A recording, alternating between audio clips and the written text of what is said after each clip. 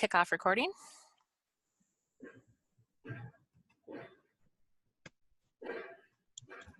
All right, welcome. So this is the webinar number 1 of the Using GIS in the Classrooms, the follow-up webinars.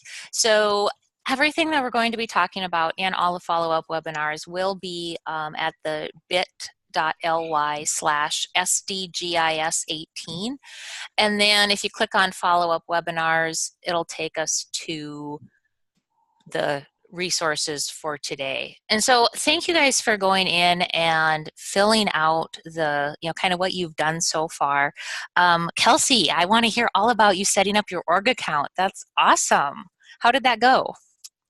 Can you hear me okay? Yep, you sound good. Yep. It went really well. When we got back on that Wednesday, they had already sent me the link.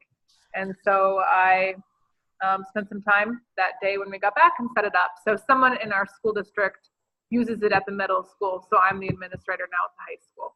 So. Nice. Oh, I'm glad to hear that. That's exciting. And so you also requested some free books. And so look at you. Yeah, I have spent a significant amount of time looking at the resources and their website in preparation for a new class I'm teaching. So. Well, good. That's exciting, very exciting. So for those that just joined, resources for today are at bit.ly/SDGIS18. So it's the same URL that we used for the training, and I just added the follow-up webinars at the top of the page, and that'll take us to the page for all that. Let's see. So a lot of you guys noted that you're planning to implement, and so where you're tying it in and everything like that. So that was exciting. I was just excited that Kelsey set hers up.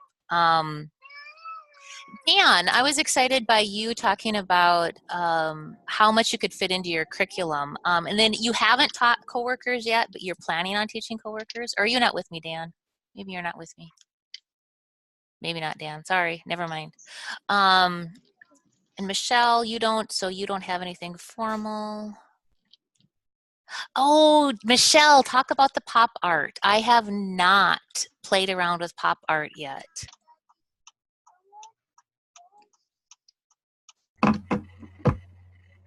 So I get the updates from ArcGIS for the last couple of years, and they announced. Daddy's on the phone right now, so take it off. They announced that they had a new layer, and because I'm really cool, I tweeted it out. But it looks very 1960s-esque, and it makes a beautiful map.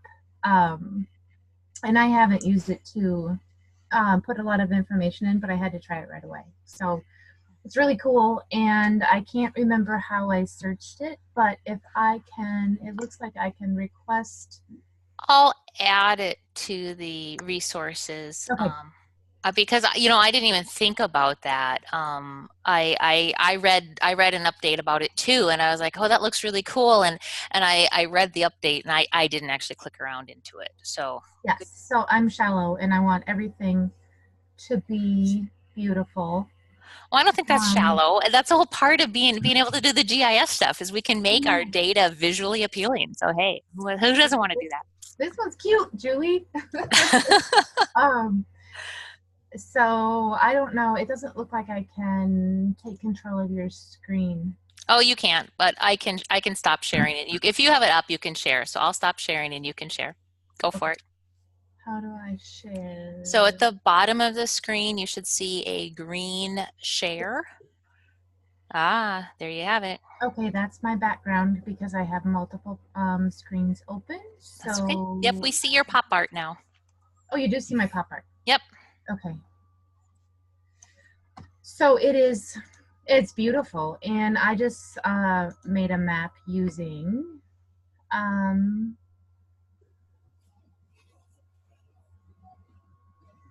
look how cute it is.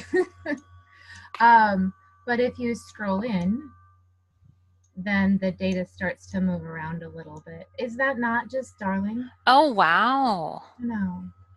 That's so fun. Well, cool. Thanks for sharing that because, yeah, I had read it, but I hadn't actually clicked in. So nice. So glad somebody else did it. Thank you. I will stop sharing and shush myself. All right.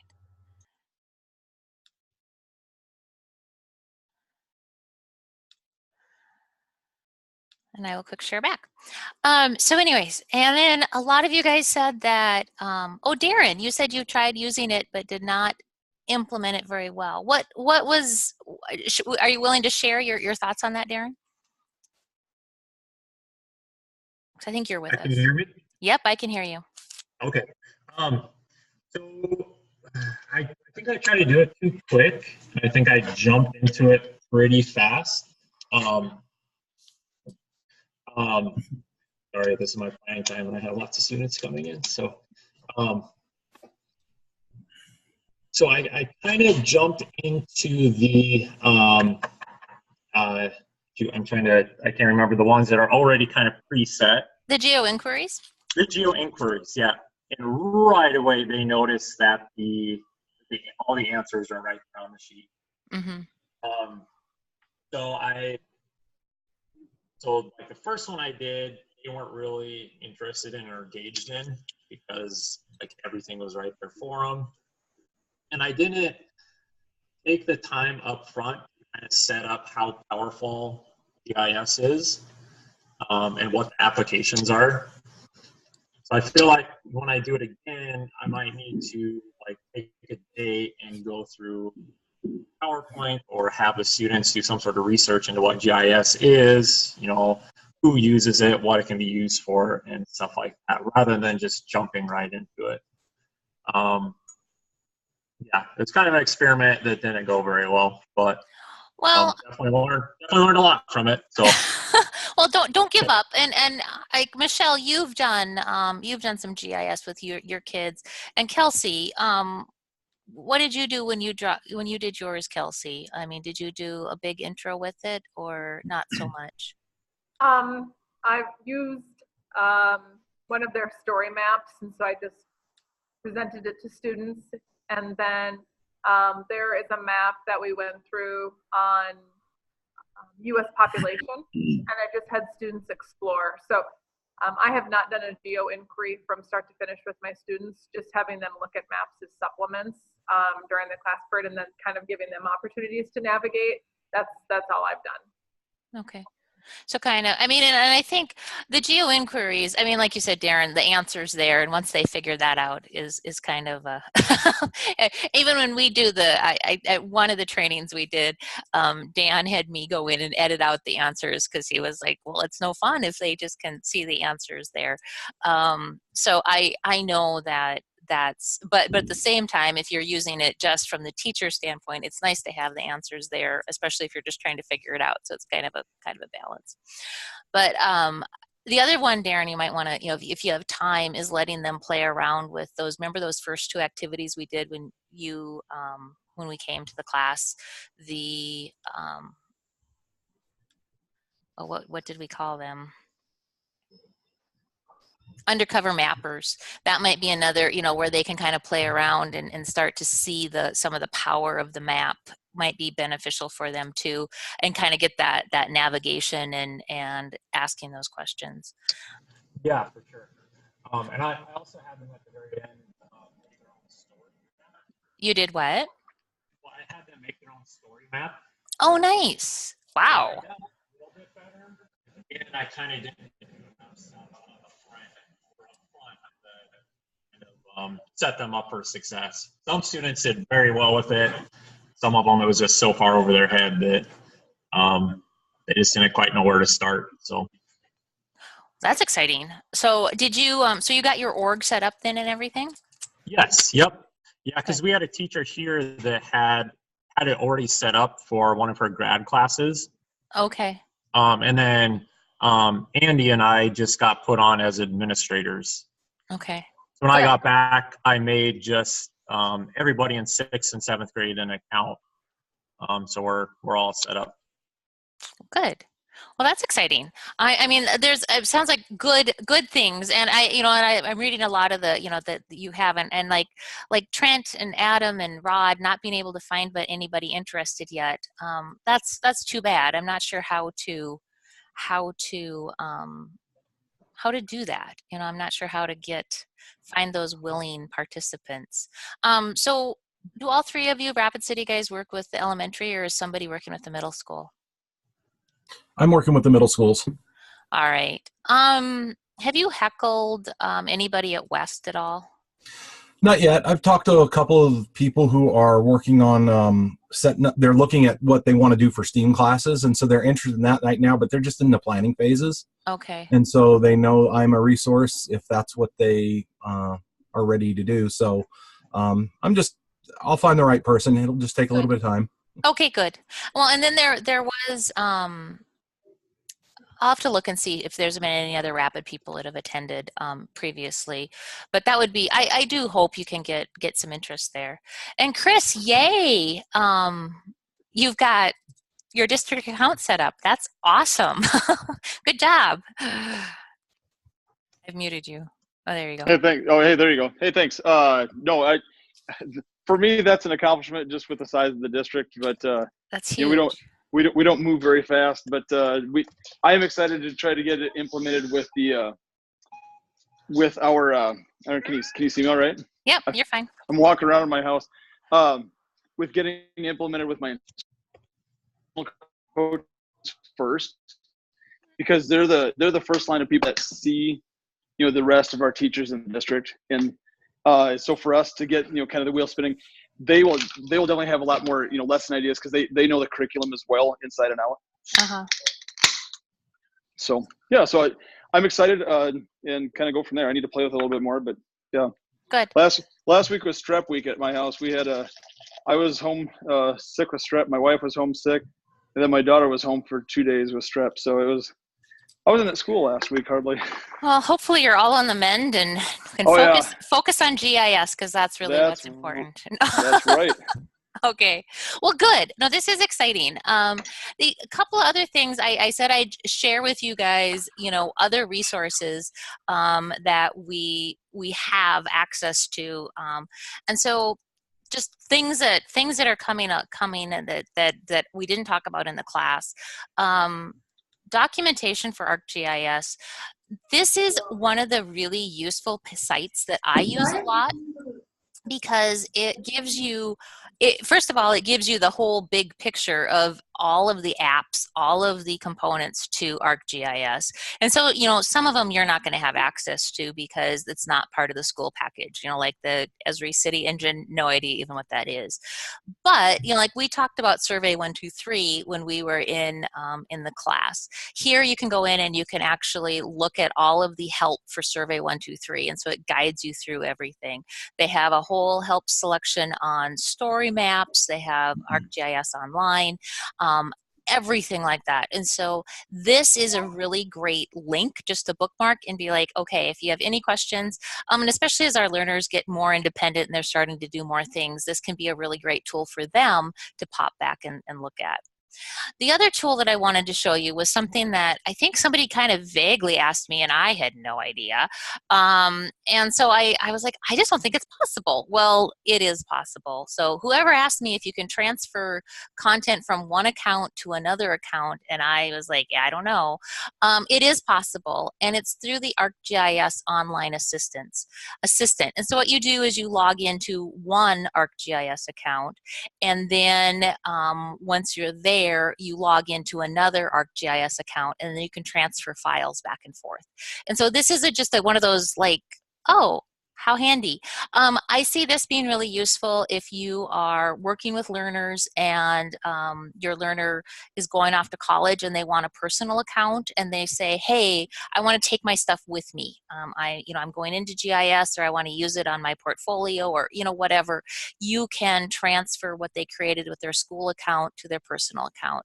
I also see it being really useful for anytime that you take a class or you do something and you want to move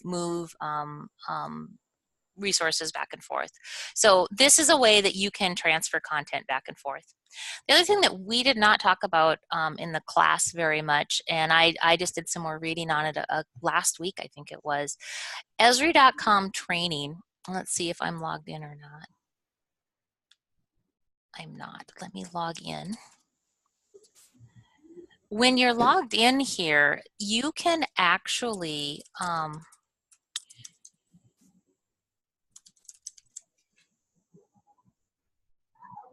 good, it's always better when it works when you're online. You can, with the esri.com/training page, you have a lot more options here. And so I can go in and I can look at my dashboard. I was able to, I'm in some courses, but then I can also go down here. I invited Dan to a course. And so I can see my student that is in this course. I can also see where they're at on this course. And so there's options here that you have that you don't typically have. So you kind of have your own. So if you wanted to create a number, here's the assignment, I believe it is. Yep. So Dan hasn't accepted this assignment, but I assigned this course to him. I can see the progress on this. I would be able to see the progress on any of my students that I assigned. And so this is an opportunity that you can use with your learners too. And so it's as simple as looking at the course catalog. I mean, we can look at learning plans. And so if I scroll on down, I can say, okay, like GIS fundamentals, I can look at it, see what there is, and then I can assign that to a student or a group of students. And you have the capability to upload a CSV file if you wanted to. So you can enter one or more email addresses or upload a CSV file and add a personalized note. And so this is a really nice option if you want to have multiple learners take a course and be able to track that. So it gives you a little more flexibility. You do need to have, they do need to have Esri access if they do that. And so when you set up your org account, when you set up those accounts, they need to have Esri access. So that's just something to be aware of. But I thought that was kind of a handy thing to be aware of. Story maps. So Darren stepped away, but he talked about using story maps with his kids. And we've all been thinking about the map contest for story maps. There's a brand new blog post, or fairly new, middle of October, that has really phenomenal story map examples. And so you have annual reports, staff introductions, resumes, marketing. I was like business or project portfolios, tutorials, education, real estate, guides. So if you need it for ideas for the story map contest, I thought this was a really great, there's so many different formats that you can use, but also if you just need some inspiration of what could we do with story maps, this pretty much means there's like nothing you can't do with story maps. So lots of different options there. So I shared you guys the link to this blog post so that you have that to check out. Map contest. I don't think the people who really care are here, but I've updated it so that it's actually 4th through 8th grades. And so like Rapid City guys, this is perfect if you can get your elementaries interested. 4th and 5th grade could participate this year. And so 4th through 8th grade will fall under middle school. 9 through 12 falls under high school. The link to register is there. So, and it's just super simple. Just fill out a Google form and you'll be registered. So definitely think about doing that. Other things are in Sioux Falls, we talked about this a little more. Adam, I shared this with you and Michelle, I think, because you guys were using iPads. For those of us that are using iPads and trying to do CSVs, it got a little hairier.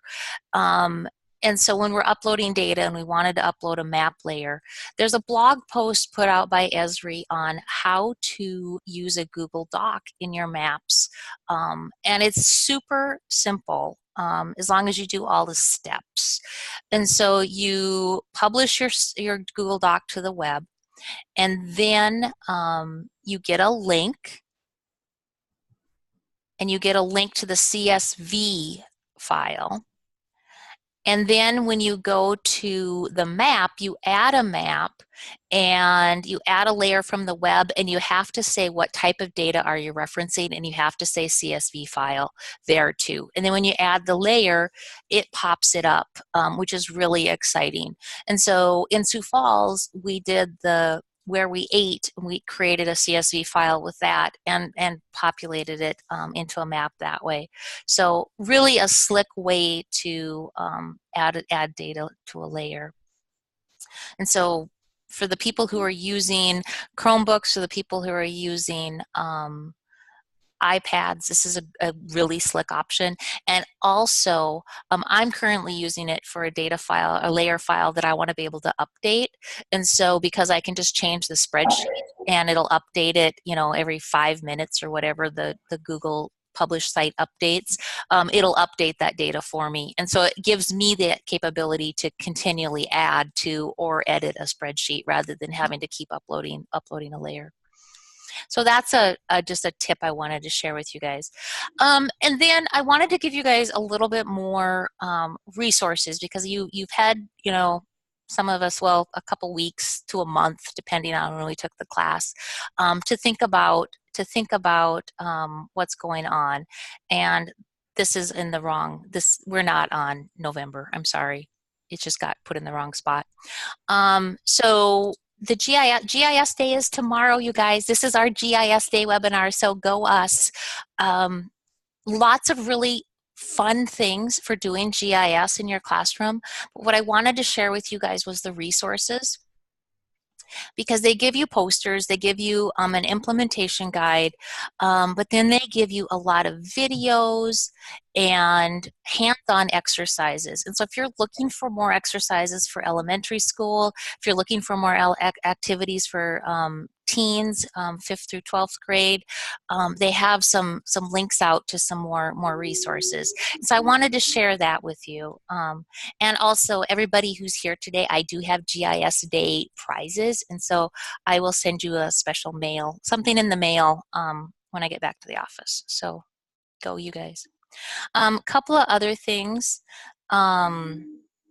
Joseph Kursky is one of the GIS Esri people who does amazing work with education, and I wanted to share his blog with you guys, because his blog, he posts content with lessons using GIS in the field, and so with students. And so like here's one where the students are going out and getting data and mapping it. And so as you're thinking about your projects for the map contest or thinking about projects to implement, he's got a really great blog to explore. GIS's education blogs are also really great resources to come back to and look for. That's where I found the how to do the CSV file was you know, looking through those. And so here are just tons of topics that you can come back in and check out. And then finally, the last one is Directions Mag, and they do some regular webinars, but they also have some really great articles and kind of background. And so if you're thinking about, you know, well, why would we want to do that? Here we have Learn How Real-Time GIS Leads to Better Decisions and Situational Awareness. And so just some resources that you can utilize.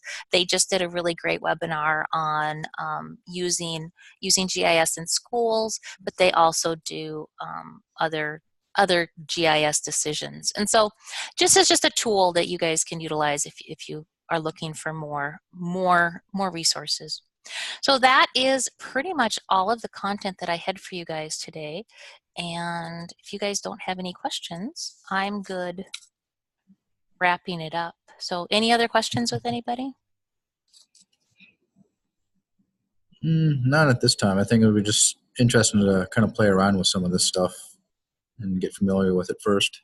Okay. Well, and like I said, I just wanted to make sure you had some, if you had questions or anything, that we had a chance to look at that. So I will post this webinar, and So, and I'll post the archive. I'll share it back out with you guys. And if you have any questions or anything, definitely let me know. We'll do similar on November 27th. So I'll try to have some new content for you, but also what you guys are doing and sharing that out, and any questions or problems, because this is a great opportunity to get those ideas out there. And definitely sign up for the map contest, because sign up is there, and you guys are all excited about it. I know. All right. Well, thanks, guys. Have a good night. You too. Thank you. Thanks, Julie. Bye. Bye. Bye.